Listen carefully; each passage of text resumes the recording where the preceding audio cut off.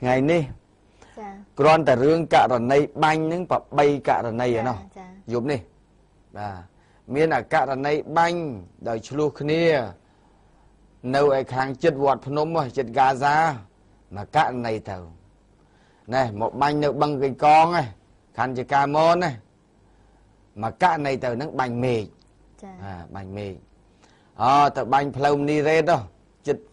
sừng cắt sa đam cô và bánh nhìn nó đôi xa tại rương ta đau xì gì và ta đau môi xì bay cả này dùng mình đã còn là bánh hay bộ cô thế này đây chó về miền cả làng ở chơi khoa đi và ta lấy tụm nó nâng châu đo rương nâng xôm chùm riệp chun rương môi xanh tẹt tôn nâng cà phê ở nơi ở bay lên nơi ở trong bay lên cà phê mà sao mạnh đi nè trong bay lên miền cà phê ở đời xa ta lưu tầm năng thá ai đồng ý chiến xôm lia chúc bị ca nghĩa chia công bậc xa khai và lia chúc bị tầm này và thiên cái nạ bạ tiệt phòng và để phư ơi bị chia bồ rót để luôn nấu trong bay lênประมาณchia chia một pon nè ban một mục tia ai đồng ý chiến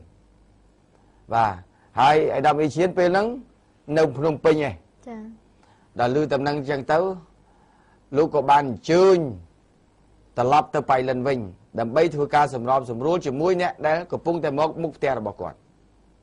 và hai phụ kia một to ba nó miền một to ba ấy cứ xôm ơi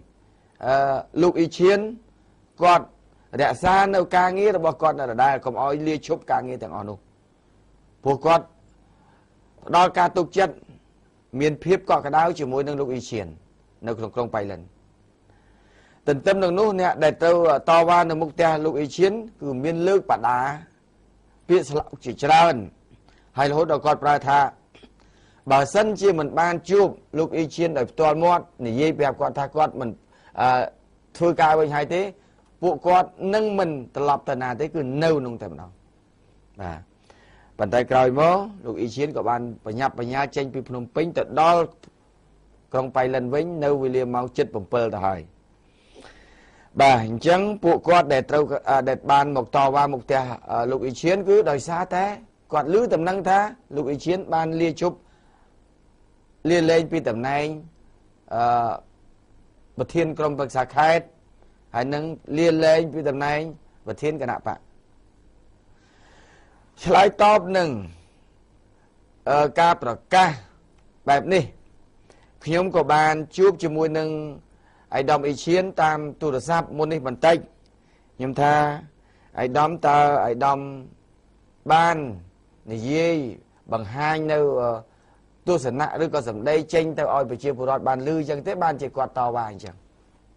បាទអាយដាមអេឈៀនជួបមួយខ្ញុំមុននេះបន្តិចគាត់ថាជាការពិតហើយលោកពិតជាចង់សម្រាប់ពីការងារនឹងធ្វើជាអ្នកសាមញ្ញម្ដងដោយសារគាត់យល់ថាវ័យចាស់របស់គាត់កាន់តែវិវត្តទៅមុខហើយការងាររបស់គាត់ដែលយូរមកហើយគាត់ចង់សម្រាប់ម្ដងឲ្យអ្នកចំនួនក្រោយថ្មីគាត់ឡើងទៅបាទហើយគាត់ចង់នៅជាមនុស្សសាមញ្ញដើម្បីធ្វើកិច្ចការចំការអីចឹងទៅមុខរបររស៊ីអីទៅឲ្យលំហែអារម្មណ៍អីចឹងទៅបាទដោយសារតែលោកយល់ថាវាយូរហើយអញ្ចឹងហើយណាមួយក៏អារម្មណ៍ធុញថប់រឿងការងារច្រើនចង់រំសាយអារម្មណ៍តែប៉ុណ្្នឹងឯងបាទប៉ុន្តែឥឡូវនេះដោយសារជាកាតព្វកិច្ចដែលលោកត្រូវតែទទួលវិញបាទលោកបានប្រាប់ថាបានជួបជាមួយនឹងប្រជាពលរដ្ឋដែលបានតវ៉ាដែលបានទៅឈោមនៅមុខផ្ទះរបស់គាត់អង្គុយចាំនៅមុខផ្ទះរបស់លោករហូតដល់ម៉ោង7យប់មិញហ្នឹងត្រូវបានរំសាយ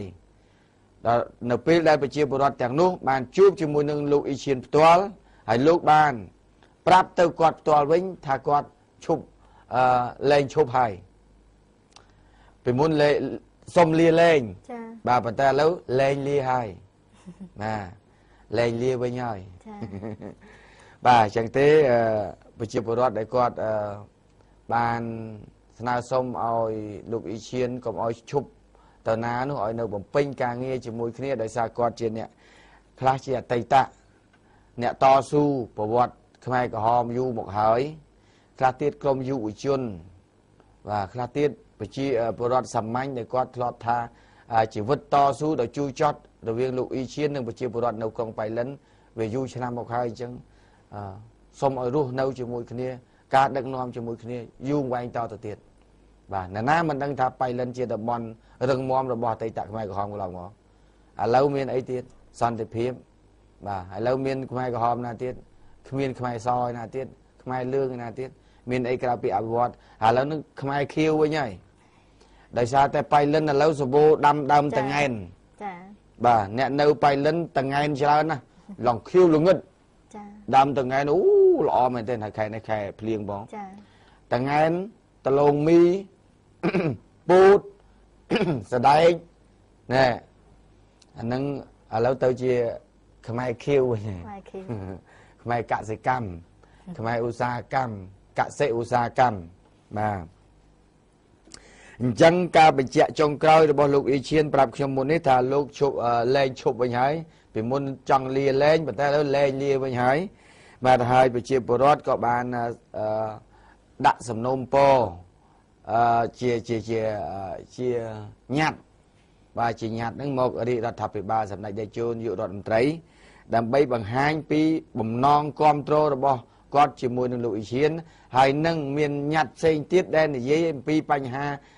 អវិជ្ជមានមួយចំនួននៅក្នុងក្រុងប៉ៃលិនដើម្បីឲ្យរដ្ឋាភិបាលពិនិត្យលើញត្តិទាំងអស់ហ្នឹងដែលគាត់កង្វល់សប្ងៃបាទនេះដែលគាត់ទៅយកមកថ្ងៃហ្នឹងថែមទៀតបាទម្សិលមិញនេះគឺជាពលរដ្ឋប្រមាណជា101ភូមិ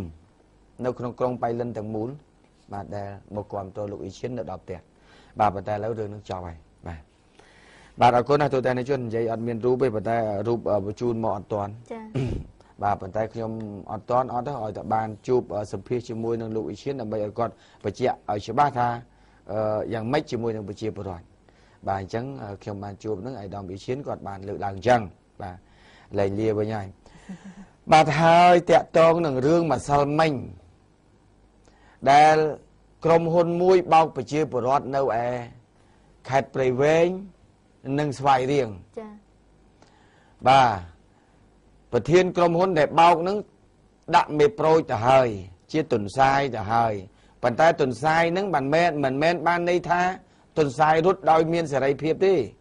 ព្រោះមានបតឹងគេនៅចាំមុខហើយចា៎ច្បាស់ជាចូលបតឹងគេថ្ងៃណាមិនខាននេះទុនសាយនឹងនោះបាទព្រោះបោកគេហើយអ្នកកំពុងធំឯនោះវិញក៏ទូរស័ព្ទមកខ្ញុំមិញដែរថាមានគេបោកអញ្ចឹងដែរដូចស្វាយរៀងព្រៃវែងអញ្ចឹងចាដូចគ្នាបាទឲ្យចូលវិនិយោគជាមួយក្រុមហ៊ុនគេទិញម៉ូតូឲ្យមួយដូចគ្នាបេះបិទបាទឥឡូវ3ខែហើយសុំឲ្យខេត្តផ្សេងដែលមិនទាន់ទៅដល់ត្រូវចាំកុំឲ្យមានលេចលឺអារបៀបបោកអញ្ចឹងតទៅទៀតរបៀបបោកតាមរយៈត្រូវរង្វាន់ក្រុមហ៊ុននេះក្រុមហ៊ុននោះចេញពីធនាគារបើកតាមវិញអីអាហ្នឹងឥឡូវប្រជាពលរដ្ឋយល់អស់ហើយបាទឥឡូវឈប់ឲ្យចាញ់បោកតាមអញ្ចឹងតទៀតរបៀបនេះប៉ុន្តែអ្នកនៅអាមេរិកឯណោះគាត់ទូរស័ព្ទមកខ្ញុំនៅពេលដែលខ្ញុំនិយាយថានេះទម្រង់របស់ក្រុមហ៊ុន UNCC នៅឆ្នាំ1995ពេលនោះក្រុមហ៊ុន UNCC បានបោកប្រាស់ប្រជាពលរដ្ឋអញ្ចឹងដែររបៀបតាឬបុគ្គលិកបោកតគ្នាអញ្ចឹងឥឡូវប្រធានក្រុមហ៊ុន UNCC ដែលកើតពីនៅស្រុកខ្មែរហ្នឹងទៅអាមេរិកវិញវិលត្រឡប់ទៅអាមេរិកវិញគឺឈ្មោះលោក James Bond ជនជាតិខ្មែរដែរតែឈ្មោះជាបរទេសព្រោះគាត់នៅនោះគាត់ត្រឡប់ទៅអាមេរិកវិញគាត់នៅមានគំនិតបោកអញ្ចឹងទៀតឥឡូវគាត់នៅអាមេរិកចាប់ដាក់គុកបាត់ហើយចា៎បាទហ្នឹងអ្នកនៅអាមេរិកទេមកខ្ញុំប្រាប់ថាលោកធីលោក James Bond ហ្នឹងខាងអាមេរិកគេចាប់ដាក់គុកហើយទោសរបស់គាត់25ឆ្នាំហើយគាត់ដែលនៅអាមេរិកនោះគឺតាមរយៈការបោកគេរបៀបអញ្ចឹងក្រុមហ៊ុនអញ្ចឹងប៉ុន្តែមានមួយមុខរបរទៀតគឺរឿងចរាចរណ៍លុយចរាចរណ៍លុយដុល្លារ ចឹងគាត់ជាប់ទោសនៅអាមេរិកហ្នឹងពីបទពីករណីបទល្មើសរបស់គាត់ចឹងទោសរបស់គាត់គាត់ថាពី25ឆ្នាំទៅ30ឆ្នាំលោក James Bond ដែលធ្លាប់តែធ្វើក្រុមហ៊ុន UNCC នៅស្រុកខ្មែរបាទនេះអ្នកនៅសហរដ្ឋអាមេរិកគាត់ទូរស័ព្ទមកខ្ញុំភ្លាមពេលដែលខ្ញុំនិយាយរឿងរ៉ាវដែលបោកប្រជាពលរដ្ឋនៅព្រៃវែងអរគុណបងប្អូនខ្មែរនៅសហរដ្ឋអាមេរិកដែលបានមើលហើយផ្ដល់ព័ត៌មាននឹងមកឲ្យខ្ញុំបាទហើយមួយទៀតឥឡូវមានរបៀបបោកមួយទៀតបាទម៉ោងនេះនិយាយបោកត្មងបោកមួយទៀតគឺបោកតាមរយៈតាក់ទងគ្នាថាខ្លួននៅក្រៅប្រទេសតែតាក់ទងតាមរយៈ Facebook តាក់ទងតាមរយៈ Facebook នឹងតាក់ទងគ្នាហើយអ្នកនៅតាបារាំងនៅអាមេរិកហ្នឹងថាឥឡូវខ្ញុំដូចជាពេញចិត្តនាងពេញចិត្តស្រឡាញ់អីចឹងទៅរាប់អាននេះឆាតគ្នាទៅវិញទៅមករួចហើយគេធ្វើជាផ្ញើរបស់ជាកញ្ចប់មួយដែលមានតម្លៃមិនតិចជាង$10000-20000គេប្រាប់អញ្ចឹងរហូតដល់គេដាក់នៅវិក័យប័ត្រនៅក្នុង Facebook នឹងបញ្ជូនមកឲ្យដែលគេកំពុងតែតំណាក់តំណងនឹងថាចាំទៅបើកនៅពលានយន្តហោះអន្តរជាតិភ្នំពេញនៅក្រុមហ៊ុនមួយចា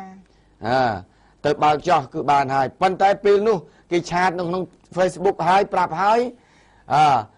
ចាប់ដើមខាងនោះលែងនិយាយស្រាប់តែមានគេមួយគេតាក់ទងពីពលានយន្តហោះមកគេថាគេនឹងពលានយន្តហោះបងស្រីធ្លាប់ស្គាល់ឈ្មោះខមួយនៅអាមេរិកទេបាទស្គាល់ឈ្មោះនេះអូចឹងហើយនេះគេផ្ញើជាកញ្ចប់នេះមកដល់ហើយណានៅពលានយន្តហោះនេះប៉ុន្តែទន្ទឹមនឹងបងស្រីក្មួយស្រីមកយករបស់ហ្នឹងហើយសុំបញ្ជូនផ្ញើលុយ$700សិនឲ្យខ្ញុំទើបអាចយកកញ្ចប់លុយហ្នឹងបានយកកញ្ចប់អាពិសេសហ្នឹងបានឲ្យអាតំណាក់តំណងហ្នឹងតាក់តងឲ្យផ្ញើតាមវិញទៅឲ្យគេ$700ឬ$1000សិនបានអាចយកកញ្ចប់ពីក្រុមហ៊ុននឹងបានចាហើយចឹងហើយឃើញទេគេធ្វើឲ្យយើងជឿតាមរយៈ Facebook ហើយរួចហើយគេធ្វើមានជាអ្នកទូរស័ព្ទពីក្រុមហ៊ុននោះមកទៀតចា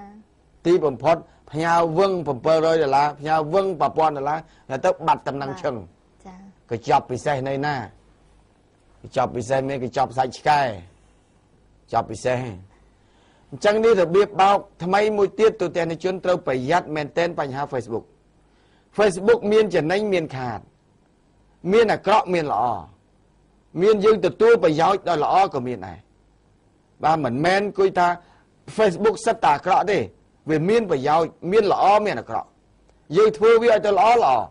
តែអ្នកដែលមានគំនិតអាក្រក់គឺអាក្រក់បាទដូចអ្នកខ្លះគាត់ប្រើ Facebook ដោយមិនប្រើឈ្មោះរបស់គាត់ចំដោយមិនប្រើរូបថតរបស់គាត់ពិតអានឹងគាត់ចិត្តទៅវាយប្រហារគេទៅចង្រិះគុណមិនអីមិនវាយប្រហារគេទៅបាទតែបើសិនជាអ្នកមិនខ្លាចប្រឈមការពិតដាក់រូបខ្លួនឯងពិតមកដាក់ឈ្មោះខ្លួនឯងពិតមកនិយាយមកមានអីទៅខ្លាចខ្ញុំ Facebook របស់ខ្ញុំដាក់ពិតព្រោះខ្ញុំនិយាយគ្មានអីដែលត្រូវទៅមើលងាយមើលថោកណាទេនិយាយពិតហើយ